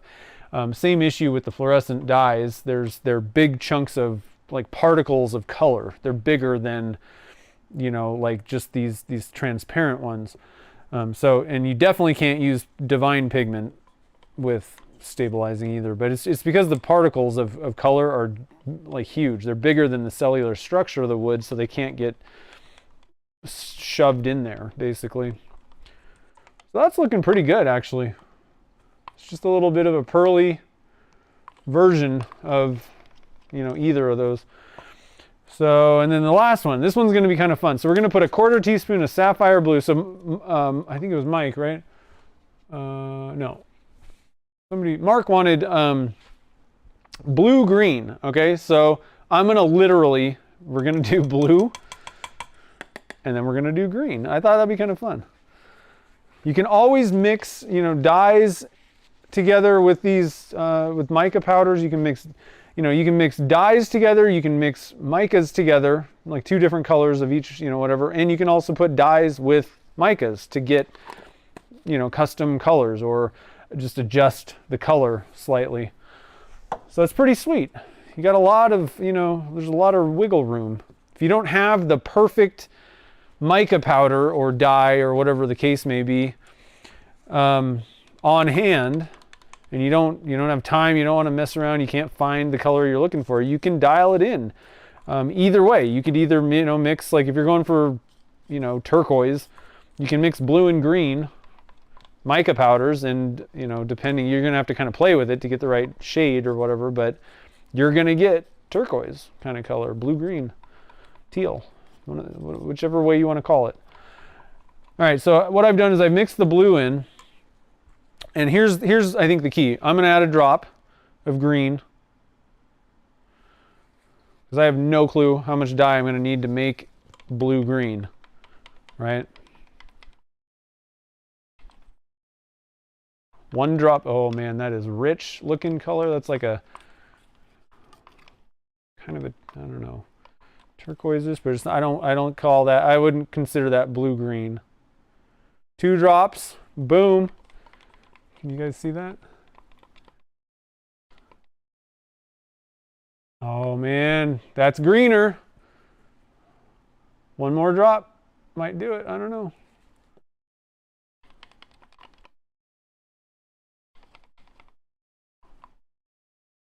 Ooh, that's looking pretty nice. I think we still need a little bit more green though. I mean, this is extremely subjective. So I'm just going off of what I have in my brain as to where this should be or whatever. Getting there now.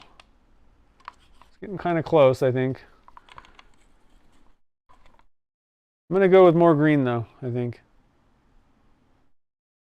I don't know how many drops I'm at this point. 5, 4. We'll have to replay the replay. I think a little bit more, honestly. I think that might have been 5 right there. I don't know. I want it greener though.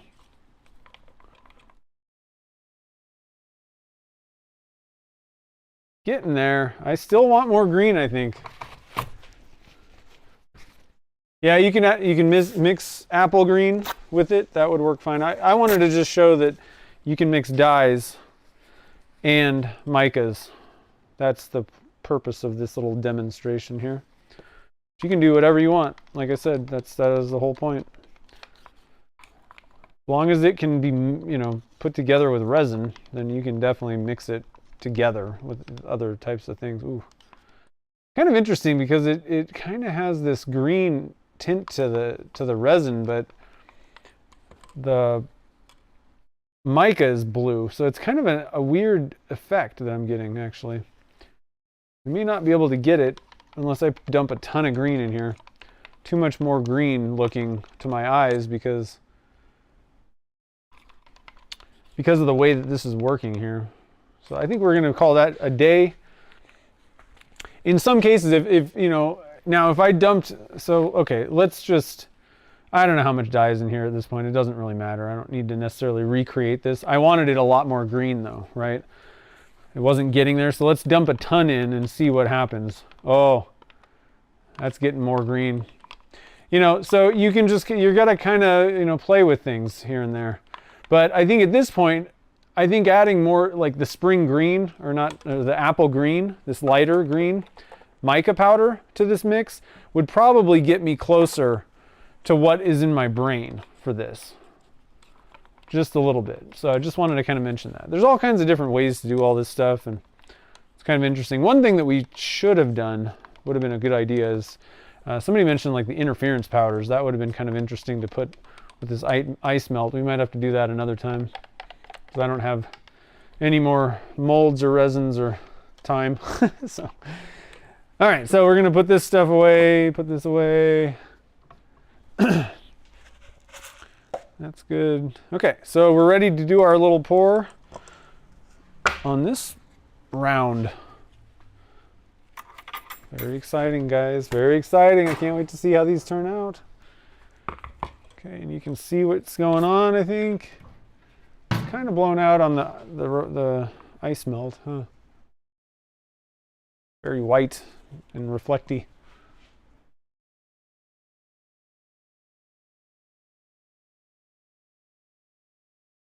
Okay, let's do green first.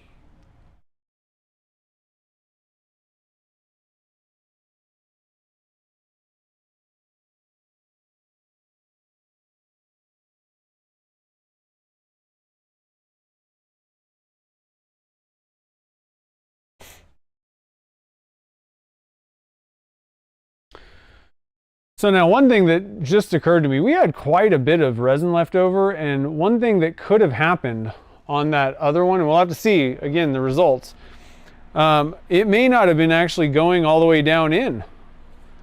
The resin may not have been penetrating down into the mold. I don't know. I didn't think about that. So, you know, I don't have to worry about this stuff, you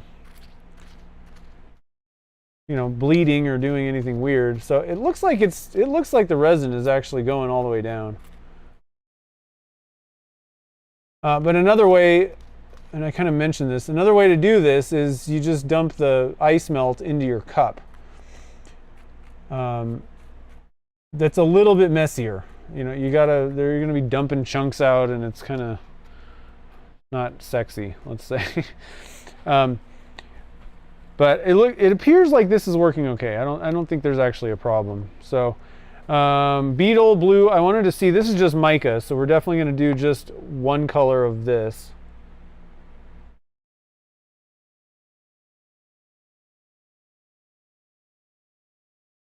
Now I think the advantage also so we used the Lumelite Clear Slow last time.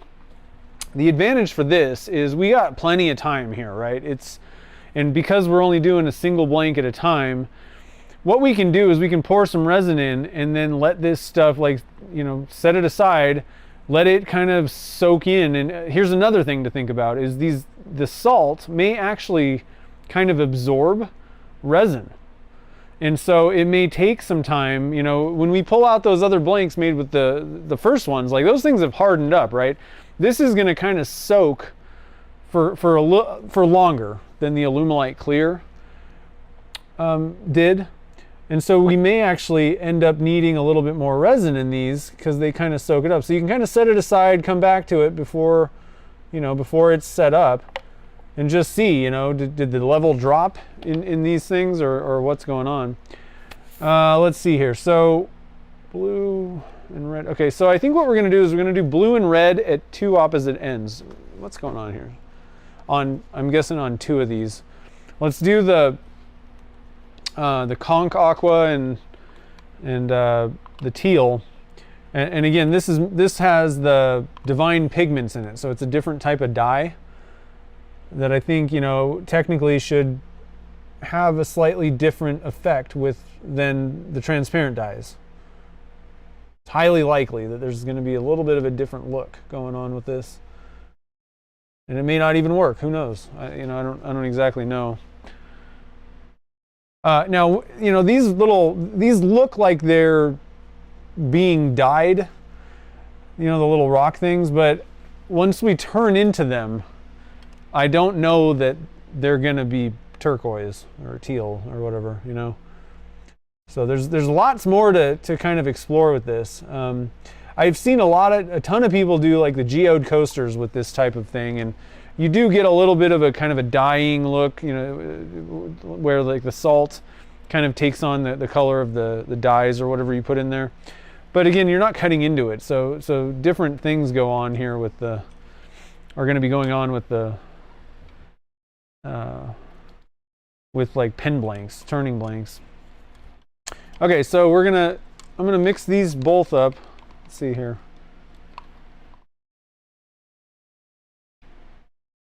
What's going on here? Is that the...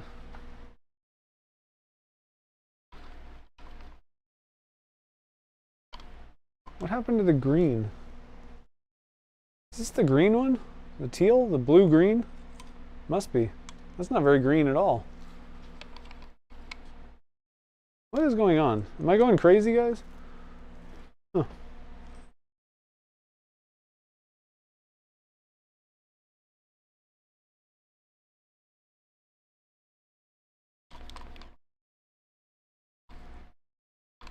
Okay, that is not blue-green. I don't like it. We're going to put some apple green in here. Because I don't know what's going on with my brain. I don't know. Okay. Let's put some apple green in here because that is not green.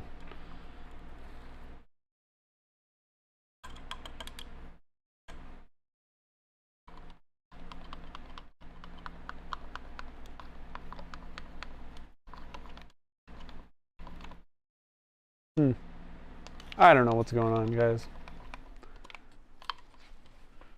Still not green.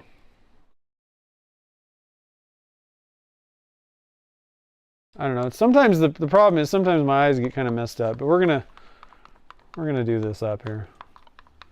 We're gonna get some green going. I don't know what's even happening. This isn't really working out as well as I had envisioned. There we go. That's getting kind of green. There we go. That's what I kind of had in mind. Okay. So like I said, sometimes even with your best plans, it doesn't exactly work. I think if we would have added enough dye, everything would have been fine. But okay, so we're gonna do green, blue, blue, green, whatever, with that red, and we're gonna do like a 50-50 blank. That's gonna be sweet. And then hope it doesn't bleed too much in the middle. Okay, so drum roll, please. Oh, I lost the lid. I hate it when I lose the lid. There we go. All dusty now. Okay, so we are gonna do 2 at a time.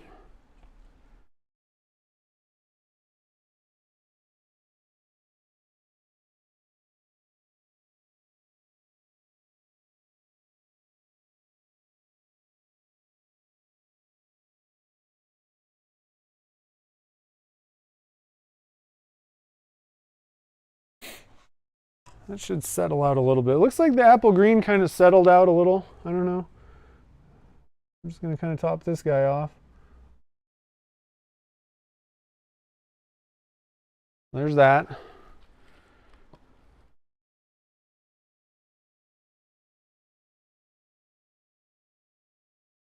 Add a little bit more of this blue, green, and red. And then we're going to do that again. We're going to make 2 sets of these, I think. It'd be cool if we could try to get like a triple. But I think that's probably not going to work so hot. I only have 2 arms. Now I could try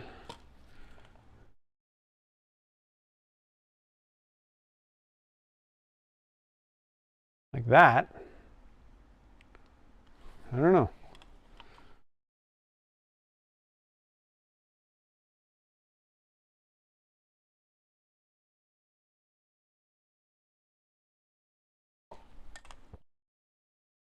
We're getting pretty tricky today, guys. Pretty tricky.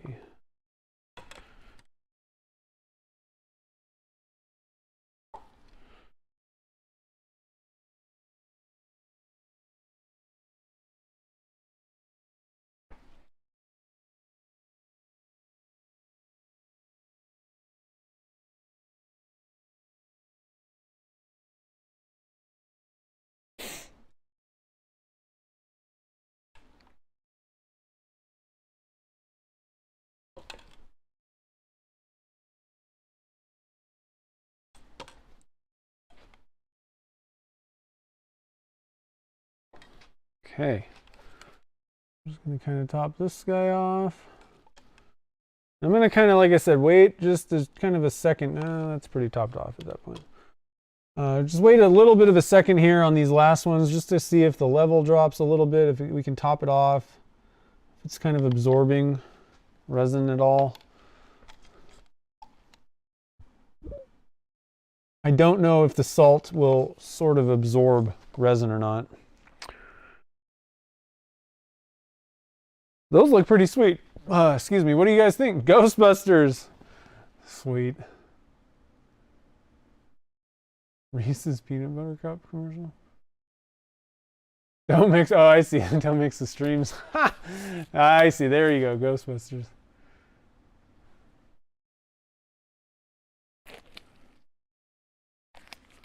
Yeah, that blue was pretty strong.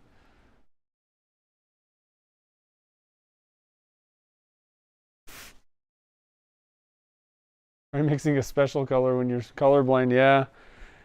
All right, so same deal. We're just gonna kind of mix up the rest of these guys and make a funky blank. Now these ones are probably just gonna bleed, but it doesn't look like I don't really see this dropping too much. I don't think we need to wait around all day to see.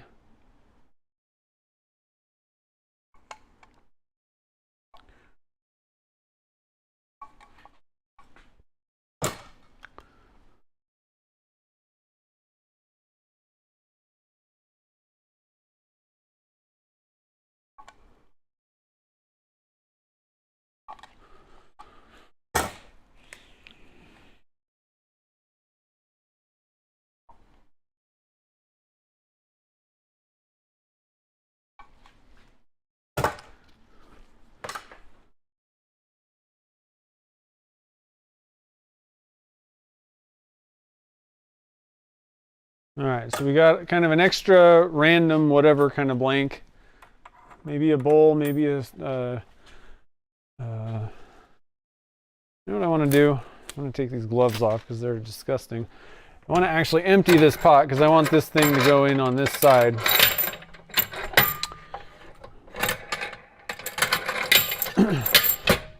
There we go. Oh, by the way, Yankee pinstripes are gonna, well, you probably can't really see that, but the pinstripe blanks are restocked, and then obviously I just pulled another batch of them out. So there's a link, let's see, I think there's a link in the show notes, but if anybody's interested in a white blank with navy blue pinstripes, there's the link to that. Okay, so we emptied the pot. These guys are ready to go in. I'm going to put gloves back on because you don't want resin on your hands, guys. It's just not really that good for you, you know? Especially with like repeated exposures, not good at all. All right, so I think I'm actually going to use a fit. I know. Like that too much. Let's see what we can do here. This one's a little bit bigger. Let's see if I can. I don't think that's going to work either. Okay, never mind. I'm just going to be very careful with this. You can see, right? Yep. Oh, we're going in this one. Okay. Didn't spill it. That's always good. And then we'll make something out of this thing. Put that on top. And then we'll pressurize. Woo! Dang. I thought that was going to go quicker today. That was a pretty long stream.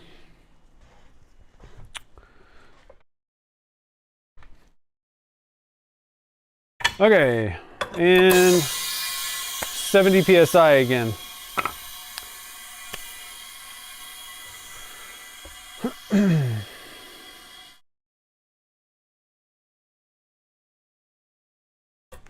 Okay, there we have it. Boom. There we go. So we'll have to see how that all turns out. I don't know. What do you guys think? Do you think these are going to turn out good? Are we going to have any issues with any of these things? I don't know. Like I said, I have seen people use, this is a little bit different product, I think, than slightly, very slightly different product than what I've seen other videos of people doing like salt with resin. Nobody had any problems with salt and like salt chunks and resin. Ice melt is slightly different chemistry than just salt, but I think it's pretty close. So I don't think we're going to have any reactions or anything like that with the resin. I think it's going to work okay. The big question is, one, are these even going to look good at all? You know, that it may work, but it may just kind of suck, right? So we'll have to see how they turn out and look. But the big question with this, and again, at the beginning I was saying, I'm very curious because I don't think I've seen anybody do this for turning blanks specifically. I'm sure that I'm not the first person that came up with this idea, but I haven't seen that. So I don't know how they're going to turn, if they're going to turn very well. Again, is the dye and all that kind of stuff, is it actually going to kind of penetrate into the salt crystals? Or do we just really have kind of this coating of color on the outside, and when you turn into it, you're going to get like this kind of white inside of these little chunks of rock? Might be kind of interesting though. And one other thing that kind of just crosses my mind is in between all the little particles, we may have little cracks and craziness going on. Even if they're white, when you turn into it, it may give you that kind of crackled, weird, like almost like a marble vein, of like veins, I think is a good way to describe it. That might happen with this. I don't know. So let me in the comments, let me know what you guys think might happen. Yeah, okay, so color bleed is probably going to happen. Well, I don't know about that, but I'm more interested in like what's going to happen with the ice things. I don't think we're going to get, well, I think on that first one, yeah, I don't know about that. That's going to be, I don't know if those colors are going to really, the more I thought about it, I was like, we'll see. How difficult they are. I'm a little worried that they're just going to break, to be honest. Turning them may not be the most awesome thing. Now, if the salt absorbs the resin somehow, then they're probably going to be okay. They may be a little bit abrasive, possibly. Maybe, I don't know, on the tool edge. Yeah, that's kind of interesting.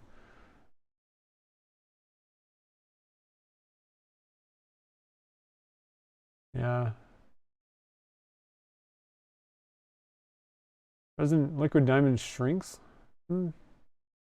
All resins shrink a little bit, but I haven't noticed. And that's actually a specification you can look up. All the resins are going to tell you how much the actual shrinkage factor is. Urethanes are the least, epoxies are in the middle, and then polyester resin, that stuff shrinks. I mean, flat out. You don't need to use spray like a mold release or anything like that even on PVC pipes, because it's going to shrink so much that it'll just fall out. So that stuff really sucks. That's another reason why you don't really want to use that polyester resin, which frankly I don't think polyester resin, it has very few things that I would even suggest you use it for. This stuff is terrible, I personally feel. But you don't want to do it with hybrids because it shrinks away from that material, so it doesn't really bond that well with other stuff because of that shrinkage factor. Epoxies and urethanes are better. Yeah, that'd be kind of neat if it melts. I don't think the salt's really gonna melt though. Are they ready to turn yet? No.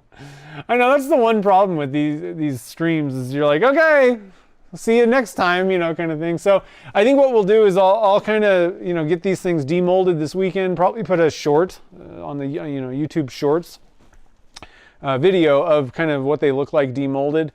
And then probably next Wednesday we'll turn at least one of them. What I might do is maybe, I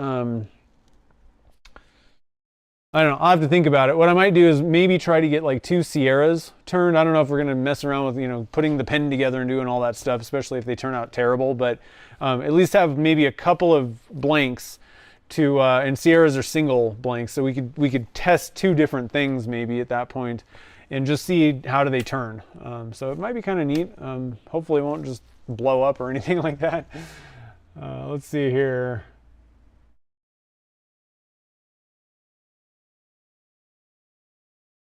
Say hi to Gretchen. Will do. She just got back in town last night, actually.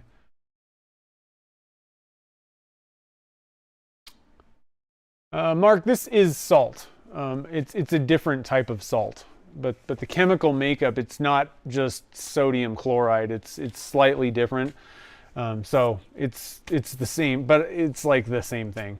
The reason I mention it is just because this stuff, it's obviously slightly different than just normal table salt because it will melt things at a lower temperature than just normal salt. So there is some difference, but it's basically salt. So it's probably going to be kind of crazy. We'll see. Let's see here.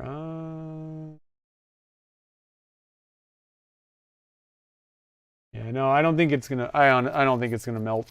I've seen other people do like salt basically in resin. It doesn't melt it, I don't think. All right, let's see. All right, I think so.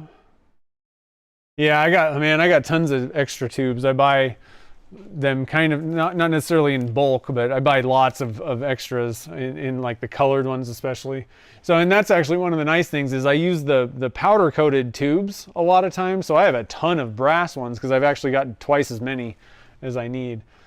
So in this case, I don't know, that's actually an interesting thing too, is how transparent is the salt, for like the brass tube when you get done turning it and all that stuff. So I think it's a good idea to do 2 of these things and probably just do one with just brass tube.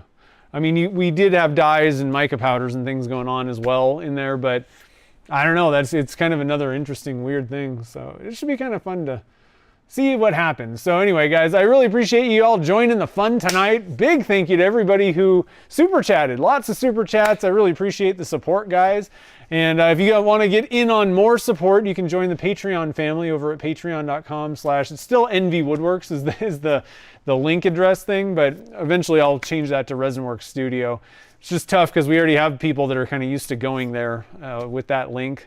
And there's no way for me to like reroute or use both, I don't think. So anyway, patreon.com, you can support the show a little bit more and also get access to the monthly live Q&A and demo hangouts that we do for Patreon. And I've got some plans coming up. I need to do kind of a sit down like planning retreat thing for business and all that kind of stuff soon.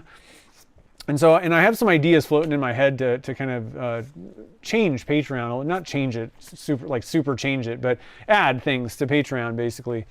So hopefully some good changes will be coming to Patreon, but if you want to join the family over there, you can do so, like I said, patreon.com/nvwoodworks. So next week we'll do a little bit of pen turning, and is there anything else going on? Hopefully soon, videos on 3D printing stuff we'll get going, the resin 3D printers.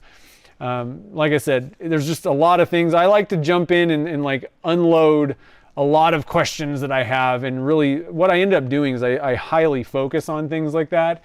And then once I wrap my brain around it, then I can kind of decompress and be like, okay, so let's just do some videos and talk about it. So those will be coming soon, guys. But anyway, I hope you have a wonderful evening tonight, and I will see you guys all on the next live stream. It'll be Wednesday, 3 p.m. Pacific time as usual. So I will see you guys then. Have a great night, guys.